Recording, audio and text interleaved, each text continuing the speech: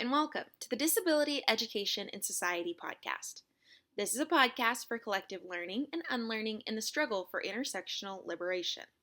We focus on educational realms, expanding to other societal areas.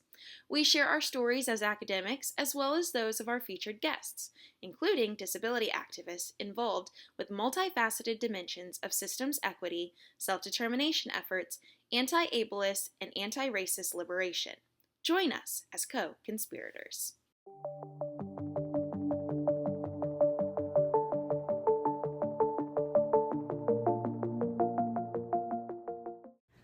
Dr. Rachel Lambert is an associate professor in special education and mathematics education at the University of California, Santa Barbara. Before becoming a researcher, she worked for over 10 years as both a special education and a general education inclusion teacher. Her goal is to increase access to meaningful mathematical experiences for students with disabilities. She's the author of Rethinking Disability in Mathematics, a UDL Math Classroom guide for grades K through 8. Well, today we have an awesome guest joining the DES podcast. Dr. Rachel Lambert is here to join us, and we're going to be having a conversation on Dr. Lambert's new book that came out not too long ago, and it's been creating quite a buzz, I know, within the mathematics education community. So I think this will be one of many opportunities for Dr. Lambert to share some of her thoughts on the book, and so we're just really privileged to have her here today and to converse on our DES podcast. So Dr. Lambert, welcome. We want to start by having you share a personal story related to your interest in disability. Well, first, thank you so much for having me on. I am honored. I am excited to be in conversation with the both of you esteemed scholars. A personal story about my interest in disability. I mean, like a lot of people, disability has been important to me my whole life.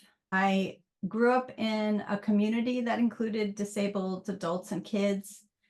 I have been in a family that, in my nuclear family, in my parents, my siblings, my aunts, my uncles, my great aunts, has included intellectual disabilities, mental illness, ADHD, dyslexia, learning disabilities, autism, OCD, and I could go on. I think the way I grew up was understanding that disability was not something to dismiss a person about. It was a part of life. The people that you love, the people around you, and are disabled like they are not disabled. And it is something that brings complexity and joy and growth, as well as something that can be a challenge or a struggle. It kind of depends on the situation. I saw that a lot growing up.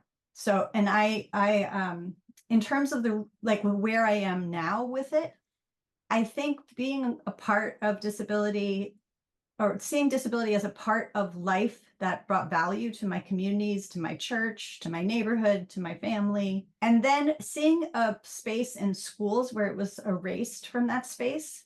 So I remember I had a neighbor one street over who was a Korean American adoptee in a family, and he had an intellectual disability. He was a year older than me. And I remember once him and I were playing Manhunt. We used to play Manhunt in the neighborhood. And we had a whole situation where we spent 5 hours trapped. We trapped ourselves in a particular fort so that we could win the game.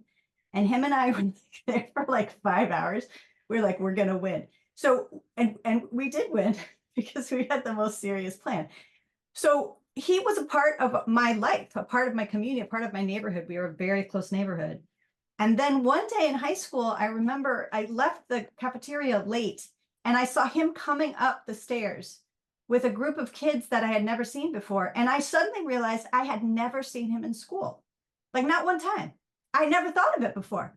Where was he? Why wasn't he in school with me? And then I found out from him that he went to school in the basement of my high school. And I had no idea. And that was one formative memory, because I just was overwhelmed by how wrong that was. How could he be separated different because in my community, we were playing manhunt together. Not that it was perfect, but we lived in community, If he was being annoying, I would tell him he was being annoying. If he was being awesome, I told him he was being awesome. Same for me. So schooling is a particular place where there wasn't as much inclusion, where certain people were separated and made to feel different and made othered. And so that's where I get my focus on schools being inclusive places. Thank you, Rachel. I find that story really moving because I'm convinced that the main part of learning that happens in school is not coming from the teacher, is not coming from the quote unquote formal curriculum. It comes from that sharing, from that connectedness that emerges from just coexisting in the same classroom, right? Coexisting in the same space. There is something about that creates community, that allows for possibilities to create community, even if we don't like such and such person in our classroom. The fact that we had a chance to interact with them is so big, is so important, especially as you are growing up, because you're shaping each other's growth just by being there. Even if you don't talk to each other, I think you are already shaping each other's destiny, each other's way of embracing the world or doing things. So I really value your story because it shows how much divorce there is between the communal and this sort of artificial exclusion that you create by not letting somebody be with the others because somehow they're going to be polluted, somehow they're going to be at risk or whatever, just from being with each other. Yeah, to your point, Alexis, I really like the word that you used there, or the phrase, which is like mutual shaping. And Rachel, your story was very moving. So thank you for sharing that as well. One thing that I connected to both of your ideas is that when I was thinking about my oldest child who has a disability, when he was, I think it was right around kindergarten, maybe before kindergarten, before he started being, like you said, Rachel, kind of in school, kind of moved away from the non-disabled students. So right before that, I remember there was this one kid, and Rachel, you reminded me of this kid, and his name was Luke. So Luke, if you happen to be out there and you run across this podcast, I want to say thank you because one thing that happened between my son and Luke was that Luke came to our house one day just for to play with my son. And to this day, I remember that was such an exciting moment for my son. I mean, I never seen him like so excited to have somebody come to our home for him as a friend. I mean, we had people come in as adults to do therapy on him, but as like someone as a peer coming into his home and and just to fast forward to now and all the years between, that hasn't happened very much, if at all. And so that was like one moment that he was so excited. He wanted to show Luke his room. He was like jumping up and down. I mean, and so like that just reminded me of that moment in my son's life where there was that mutual shaping and like mutual excitement. Rachel, you mentioned kind of teaming up to play this game together. I mean, and that's I think is I think it's so important that folks have the opportunities to be in relation with one another in that way. So yeah, thank you, Rachel, for sharing that. Thank you. I want to go back to the book. One thing that we both really liked about the book is the sharing of stories of disabled mathematicians that you do in the book. And I think this is a high point that we invite potential readers to really look into for your book.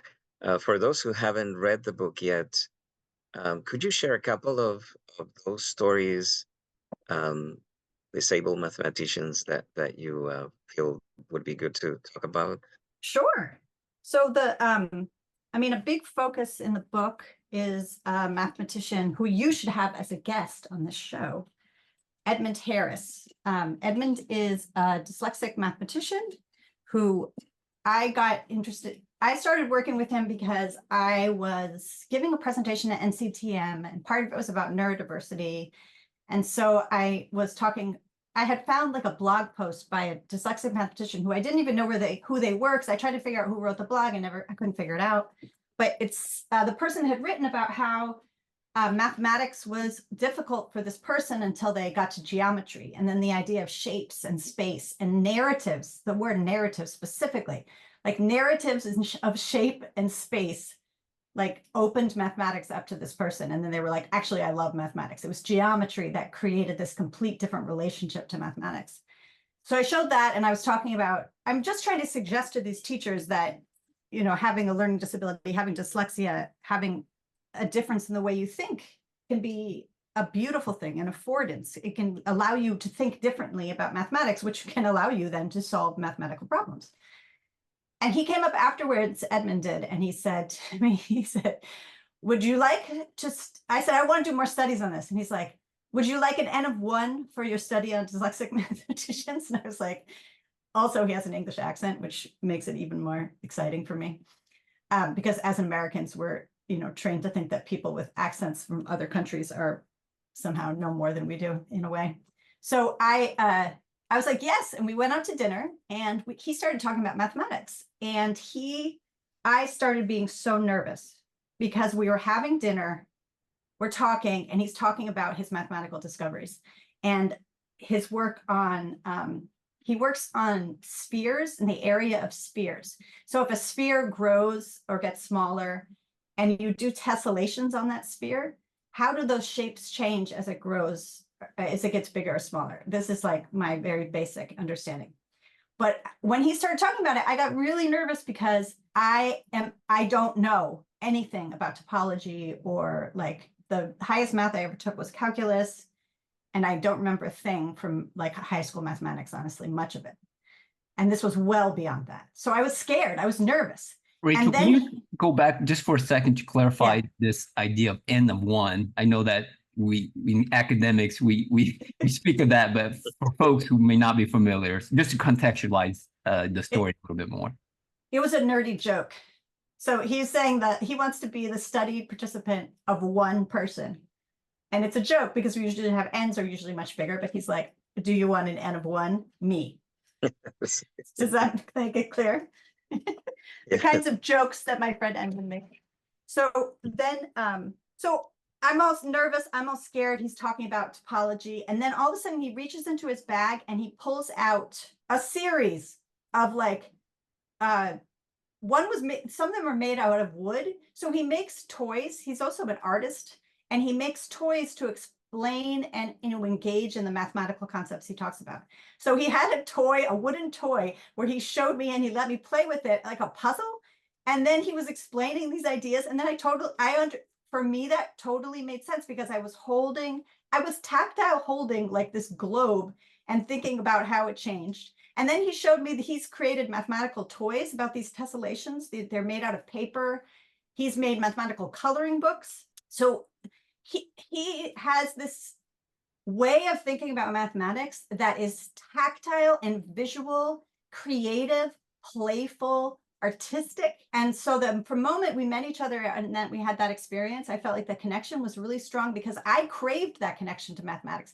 I craved seeing mathematics, even as an adult who works in mathematics, as creative and so intensely like artistic as a person would create a coloring book or create these three-dimensional toys. So his work, when I interviewed him, and then we interviewed other dyslexic mathematicians, 5 other dyslexic mathematicians, and we found from a lot of different things. A couple of things that are really relevant is that he wasn't the only one who had this more visual, and I would also say more tactile way of thinking about mathematics. That he thought, one of the things he said was that he thinks visually, like he actually solves mathematical problems with visual representations in his brain, three-dimensional visual representations, and then takes a really long time to translate that into algebraic symbolic notation, and often needs collaboration for him to do that.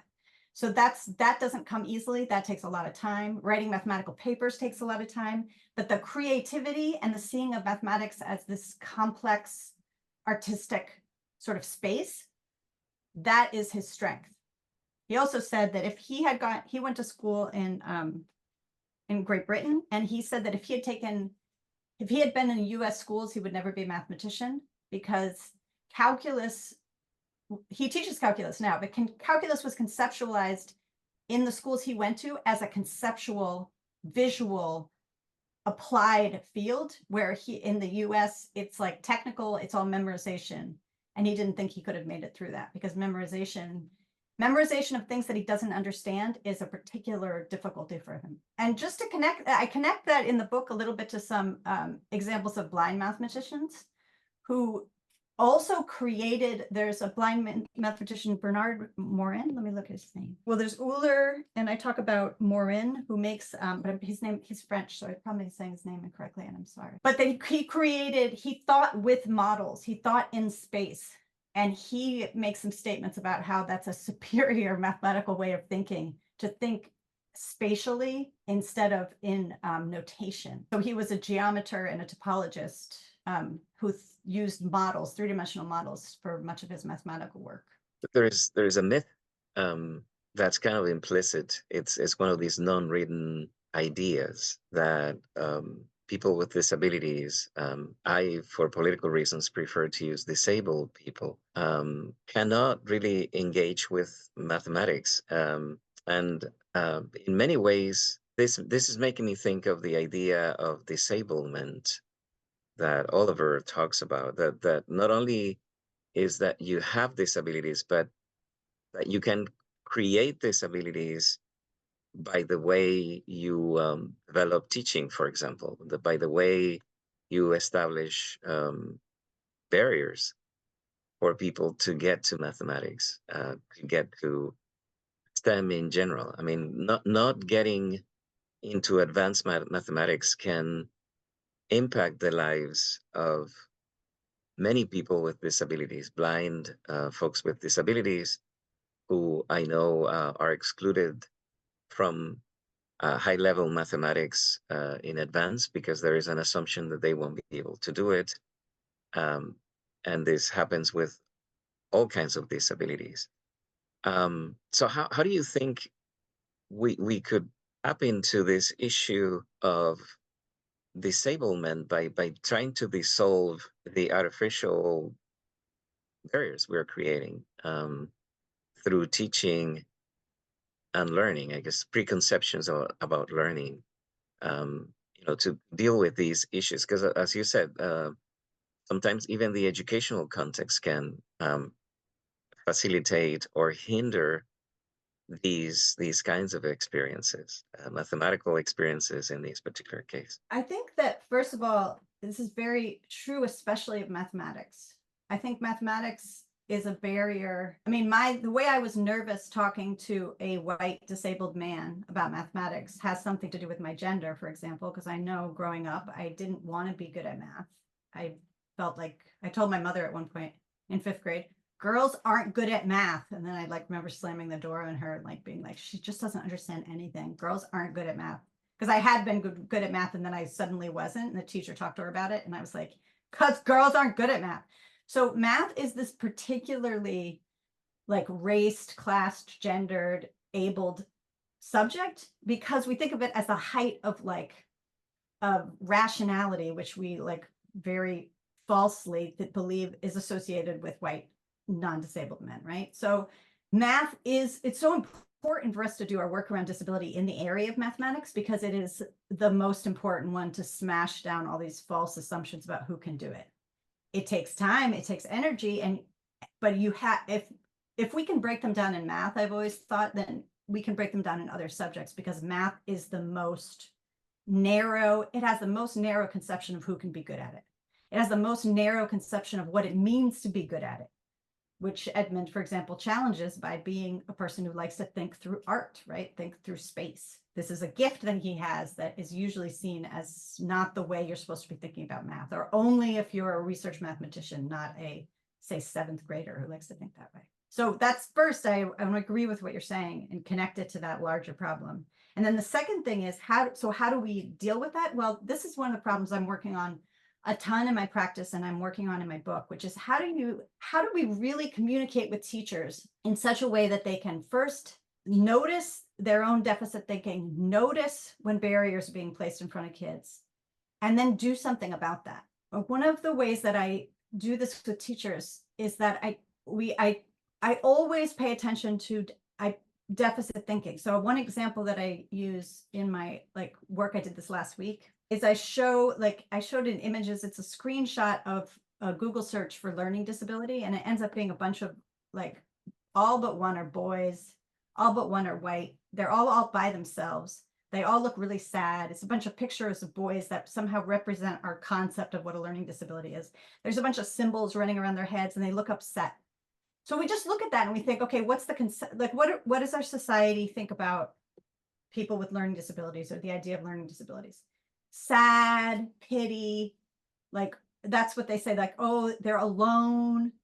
It's always a struggle. And then we think about, well, how do we disrupt this? Well, the way I disrupt it is by then having them read narratives of kids with dyslexia talking about doing math. And they talk about things that are hard for them, and strengths that they have, and things that they love, and how they love to solve math problems. So with teachers, I think you got to really directly say, we are all trained to have this kind of deficit thinking. It permeates our culture. So how do you notice it, pay attention to it, and then stop yourself when you're doing it? Stop yourself when you're in that moment, or when you're planning a lesson and you're underestimating what kids can do, or if you just think they can't do it. So this, to tell a story about a teacher I worked with in this way, there was a teacher who did a work with myself and Cara M on universal design for learning in math. So that's what the book is about. And we try to work with teachers to help them change the way that they teach, so that they can remove barriers for kids and create these more positive, engaging, accessible environments for kids. So there was a teacher who had done this work with us this summer, and then the next year she's in a focus group and she's telling us about teaching. And she had a very simple story that explained sort of what I want teachers to be able to do. But she said she was teaching on Zoom. This was 2020. And she gave a problem to her high school kids who have IEPs. They're in special education. She has this extra math class she does with them. And she gave them this really complicated problem, algebraic problem. She puts it on the screen, and they're in Zoom class, which if any of us have taught in Zoom, you're going to relate to this moment, because she puts it up and then nothing happens. The problem is up, nothing happens. She's waiting. She's waiting. She's waiting. Nothing is happening. And she said she realized in that moment that before she did this work on universal design for learning, she would have said, okay, good, fine, let's just move on. That's fine, guys. Let's just move on. She would have saved them from the problem. She would have assumed that they couldn't do it. But instead, she just did a very tiny thing, which is she said, what's going on? What do you guys need? And the students said, oh, this is a good problem. I'm working on it right now on my piece of paper. Give us time. Please don't take this problem away from us. And she didn't. And it took them a bunch of time, but they figured it out. So that what she said was, she said, I am noticing when I have deficit thinking about kids, and I'm noticing when I take away opportunities from them, and I'm noticing whether I assume they can't do it, or whether I assume I can do something to fix the situation right now and make it a little bit better and a little bit more accessible. And that's, for me, the work is with teachers, having them notice that and having them make these initially small shifts, perhaps, in the way that they practice, which I think will become big shifts over time. What you're saying is making me think of another book that came out this year by Margaret Price. It's called Crip Spacetime. Spacetime spelled out together. And it makes me think how disablement is actually created through these two elements put together: the space, exclusion, right?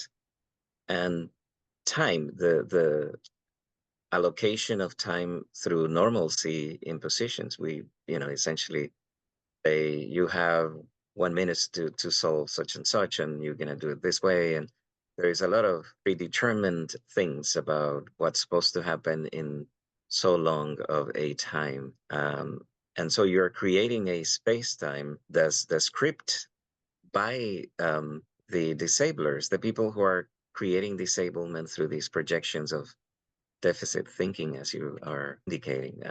But I find it really, really helpful and powerful to think about how you solve the problem without being too sophisticated. I mean, just by allocating more time, you're transforming the conversation. You're allowing them, and you're also honoring their sense of ability, knowing that they will be able to solve the problem, or at least to deal with it, instead of preempting in advance their likelihood that they can even deal with the issues.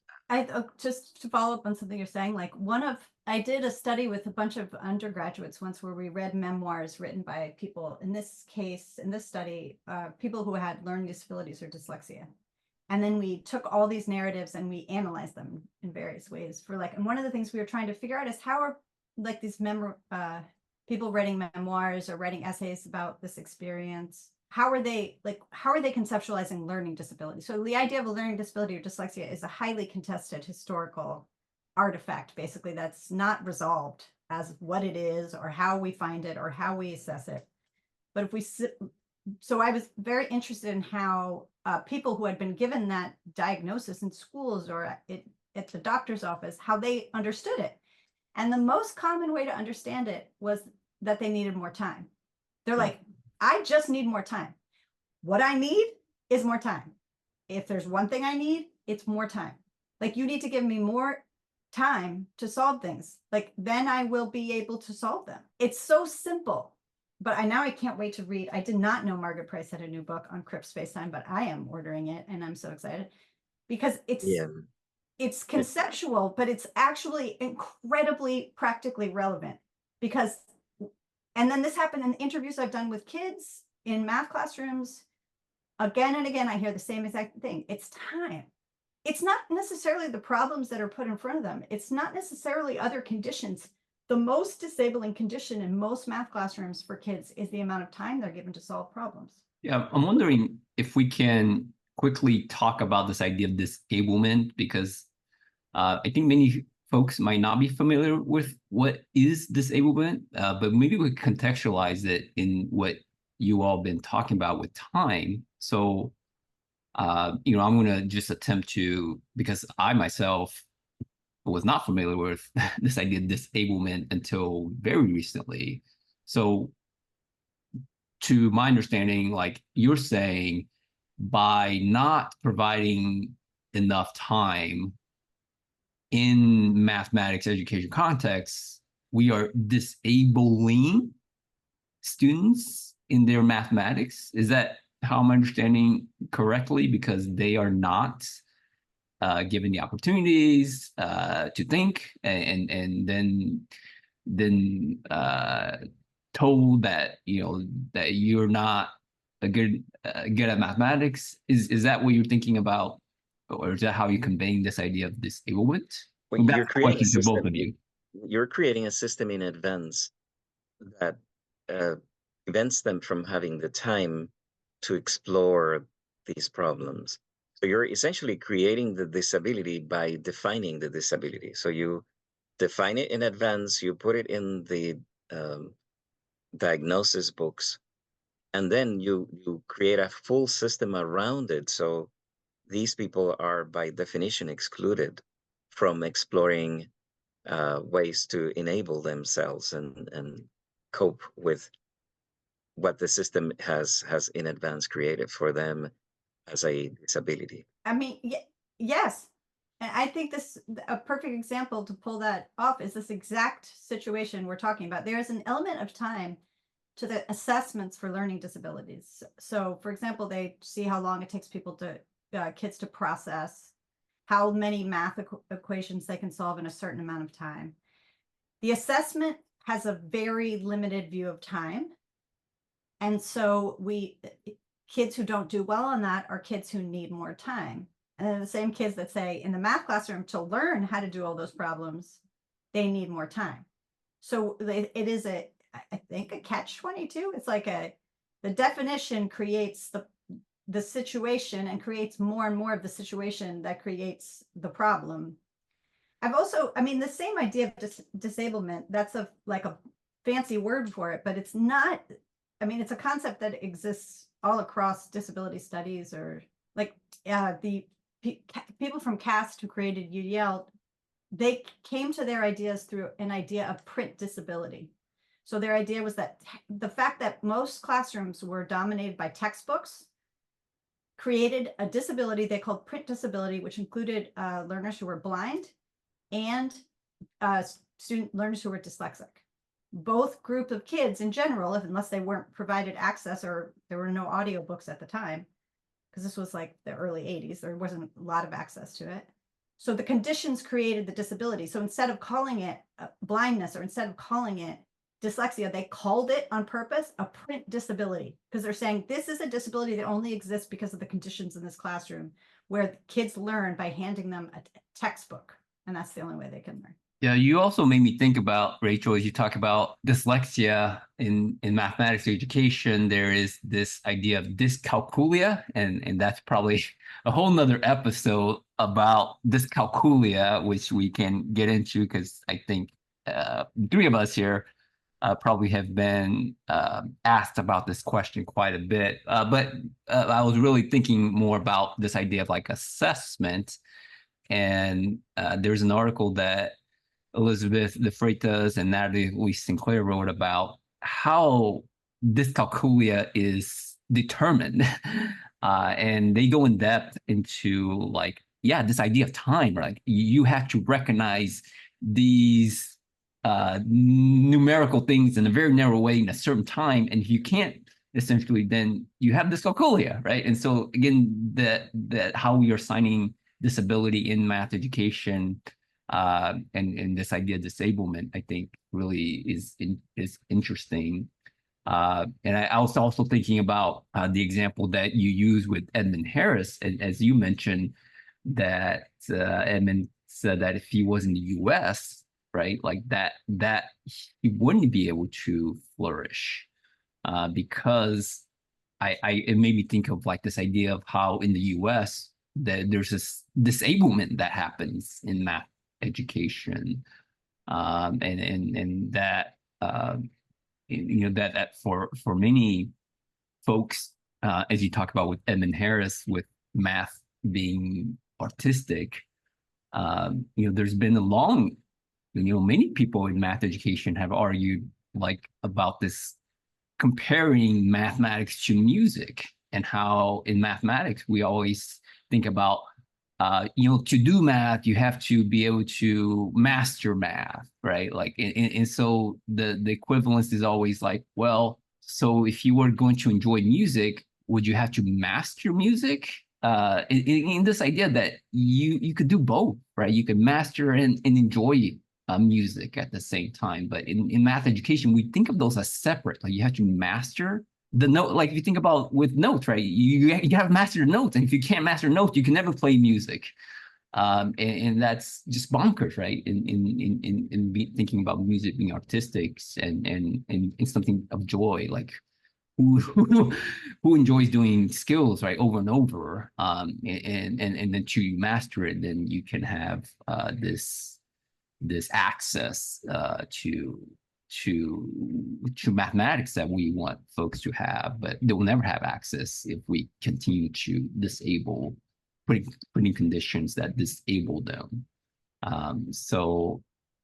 Yeah, I was also thinking that in relation to Edmund Harris, and I wanted to go back to the book too, as the author of the book, who was putting together these narratives, these stories, and so in thinking a little bit more about like your thinking, because I think this issue comes up quite a bit with disabilities, right? And it's this idea, Alexis mentioned crypt, in the disability world, there's this notion of the supercrip, right, or disability porn. And so my question to you is like, how did you think about that? Like, how did you think about, okay, this is a book for teachers, and many of whom may not think about this idea of disability porn or supercript, and in thinking about these mathematicians in particular, how did you think about navigating that tension, if you will, or with these narratives? That's a great question. I say that because I have never thought about that, but I know what I did, but I'm not sure I was totally conscious of it. I think when I first started talking about dyslexic mathematicians, I would hear that before I wrote the book, I would hear teachers say, oh, that's just great for that person. Like, look what they overcame. Look what they did. Oh, there's one. That's fantastic. There's one person, one dyslexic mathematician that exists.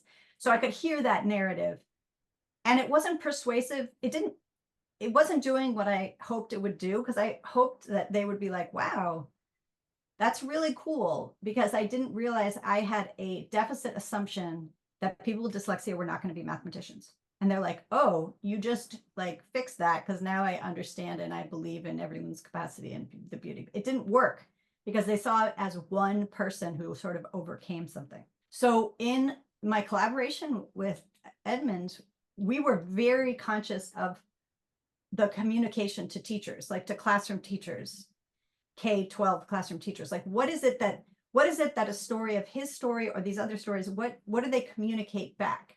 And what we weren't interested was the message. We talked about this explicitly. Now I'm remembering in our like planning meetings. It's not that I'm so smart. There's some people that are so smart, and I'm putting quotation marks up, so smart that even though they have a disability, they can still be a mathematician. Because that's exactly playing into the old narrative of a very narrow path to mathematics. And that could be the same thing with like sharing stories of blind mathematicians, right? They could be like, well, that guy was a super genius, right? Oh yeah, that one dude, super genius. But instead talking about how, what are strengths that connect to dyslexia in mathematics, and what are challenges, and what are the like life stories of people who made this transition from having a like diagnosed dyslexia in K-12 schools and then becoming research mathematicians. Because we felt that showing the struggles and how the struggles are socially constructed, how it's disablement, for example. So for one story that we talked about was how across the multiple dyslexic mathematicians, they told stories of collaboration and how critical collaboration was for them. Not just in like writing mathematical papers or doing mathematics now, but in making it through mathematics as a student. There was one participant who talked about that they didn't want to be a mathematician until they took this one class where they're part of this master's program and realized that all the students were like working together collaboratively on mathematics. Like they would meet in this room and there were these whiteboards, and they would like talk out problems, and it took a long time. But for this person, they were like, oh, wait, this way they're doing math, I can do this. I love thinking about problems. I love when we have enough time. I can't stand the like timed math tests and like do this really fast. That's very like not good for me. But the collaboration, the engagement, the multimodality of it, like drawing it on a chalkboard, then writing it out, then connecting the symbols to this other things, that's what was engaging and what awakened this person's curiosity about mathematics. So it's not like, it's that the conditions were right for this person to engage in mathematics. So that's why I think how we dealt with that. You're just so smart, that's why you became a mathematician. And the kids in my class aren't that smart, and so they might have dyslexia. So yeah, we tried to talk about what are the conditions that created these opportunities for these individuals. Does that answer your question, Paul? Yes, it does. Thank you so much. I'm just fascinated by when the book comes out. I'm always so interested in sort of all the. I mean, it sounds like it was quite a bit of what the conversation between you and all of the folks you worked with that materialized in this book. And so yeah, thank you for sharing that. And we also were interested to know, like, in your book, like, what are you hoping? You shared quite a bit here today. What are you hoping that folks who read the book take away from your book? I think that a lot of teachers and a lot of educators are very ready for the messaging on disability to change. I think there's a lot of people who have disabilities, who are in community and family with people with disabilities, that are really rejecting this deficit idea, but they kind of don't, they're not getting enough guidance about how to go about a different way. And so when like last night, there was a book group for the book. And it was this woman, Annalise, I can't remember her last name now, I feel really bad. She did a book study, like she's in the East Coast.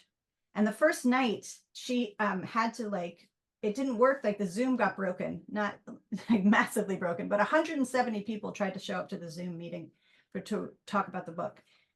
And I was with that group last night. And as I talked to them, this is what I heard again and again. Thank you for writing something that validates the way I've been thinking and tells me it's not wrong to believe that we can teach more and expect more and give more opportunities to all of our students. So that is what I am hoping the book does. It just gives ammunition and strength and stories. Like the stories of teachers are really intentional. The second half of the book, all but one of those teachers, I was in their classroom and watched them teach an exceptional lesson that included kids with disabilities or was in a special education classroom. And those teachers are not perfect. Not everything they do is perfect. It didn't look perfect because when you include disability, it's not going to be perfect. I mean, there's stories. I already got a question from somebody who was like, this one, you described this like share in one of the chapters and not all the kids are looking at the teacher. And I'm like, yeah, not all the kids are looking at the teacher. I write that very purposefully in the book. I'm like, this is what the teacher is doing. This is beautiful. And partially it's beautiful because she's not making a group of mostly autistic children look at her while they think. She's letting them look where they want and asking them to think. So that was a little bit of a tangent, but what I'm saying is it's about, I think teachers are ready for this kind of book. They were beginning to be ready when you guys wrote your book. Was that now 4 years ago? 5 years ago. 5 years ago. The way was prepared by rehumanizing disability in mathematics. But now, like, this book is trying to be very, like, for teachers, like lots of stories of teachers, go into their classroom, see what they did. And always I'm trying to frame it as problem solving. So I see UDL as like a design process. I see it as a way of just noticing barriers and doing what you can to change them. It's this constant, like, small adjustments, not just like planning everything out, but changing the way you're teaching to reduce barriers. And so that's what all the chapters on teachers are about. They're about a teacher who sees a barrier and then they try to fix it in their pedagogy. They try to work with their students and make it more accessible. And it's not perfect, because I also want teachers to know this is not going to be perfect. It's not going to be like, it's going to be messy. It's going to be like difficult. It's not going to be easy, but it's going to be well worth it. And I think teachers value inclusion and they see it as a moral imperative and they don't know how to do it at this point. And the book hopefully will gives them a how to do it. And I think you shared, what you shared there about teachers. It's a lot about recognizing that this work is happening throughout the country, right? As you shared the many stories of the teachers, and the book is a ways, in some ways, into connecting them and their narratives to other teachers. Is that accurate to say that? Yes, because a lot of the teachers feel alone in their districts or in their schools. Like, I mean, in some schools, there's community around including kids. But like I've written about this teacher, Miss Ray. She works in an elementary school, and she worked at a school where there was separate classrooms for students with disabilities. And she would just ask all those kids to be included in her classroom when they came to 5th grade, the grade that she taught. She just actively did that. She said, everybody should be part of my classroom. And but she was the only person who was really doing that in her classroom, in her school, because everyone thought, well, those kids need that classroom. She, as a person who had a disability in school, was like, no. Give them all a chance to be in my classroom. Everybody's included. But she was alone in that work. Like she didn't have people to talk about that kind of inclusive struggle with. So that's another thing the book hopefully does, is it says, look, somebody's doing this over here. Somebody's doing this over here. They're trying this over here. They're trying this over here. And so I also very purposely tried to include a lot of different approaches to teaching mathematics that I liked. So there's chapters about thinking classroom. There's chapters about cognitively guided instruction, story problems. There's chapters about using realistic mathematics education. So I'm trying to like it doesn't matter which way you're doing it. To me, it's just like, look, you have this way of thinking about constructively about mathematics. Here's how some students were included in a classroom. Here's another way. Here's how they're included, because I don't want different ways of teaching that come along to feel that now that's a barrier. How are we going to include kids?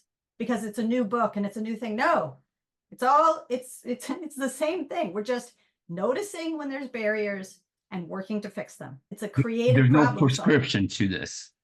There's no prescription to this. And that doesn't please people sometimes when I'm doing presentations or work with teachers. They are not a fan of the fact that I tell them that there's no one curriculum that's going to fix it. There's no, like, I can't give them, they'll ask me questions about how to deal with, a student with this disability in this context. I'm like, I don't know the kid. I can't answer your question. Like, learn about that child, support that child. That's how it works. It's not more complicated than that. It's pretty simple. So that simplicity, I try to bring out the simplicity when I'm working with teachers all the time. It's not as complicated as you think. Get to know the kids, look at the barriers, work to fix them. I just say that again and again to try to make it seem like it's not so insurmountable. The name of the book is Rethinking Disability and Mathematics, a UDL Math Classroom Guide for grades K through 8. So Rachel Lambert, such a great honor to have you to share your stories, your insights, your ideas. It's been awesome to have this conversation with you. And if you would like to let folks know, like, where to find the book and how to connect with you and learn more about the awesome work that you do. Well, thank you. The book is available at Corwin, and there's a discount code, I think still, Raven25, all one word, can get you 25% off and free shipping of the book. You can also get it on Amazon. And then I have a website, mathematizingforall.com. And on that, there's a section about the book, and that has extra materials. So for example, there's a lot of links for, like I talked today about Thinking Classroom, right? So you see some students using Thinking Classroom, some teachers experimenting with Thinking Classroom ways of engaging students. And then there you can find more links to more materials on those different ways, because I didn't explain all of those things in depth. And I'm also going to start up a blog again, where I'm going to write especially about questions people have about the book or things that they felt like they wanted me to spend more time on. I'm going to be addressing those. Like last night I got, why isn't this K-12? Why did you write K-8? That's your next book. That's why. I told them they better write a book. I can't be writing all the books. People need to write the other books. That's what I said. Thank you.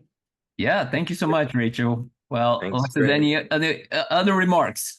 I just feel very much honored to learn with you, Rachel. Always, there are so many beautiful insights, and I think that the power of stories come through in your book in terms of how one can teach just by sharing the stories of what's already happening without having to reinvent the wheel. So thank you so much. Thank you both. It's an honor. Right.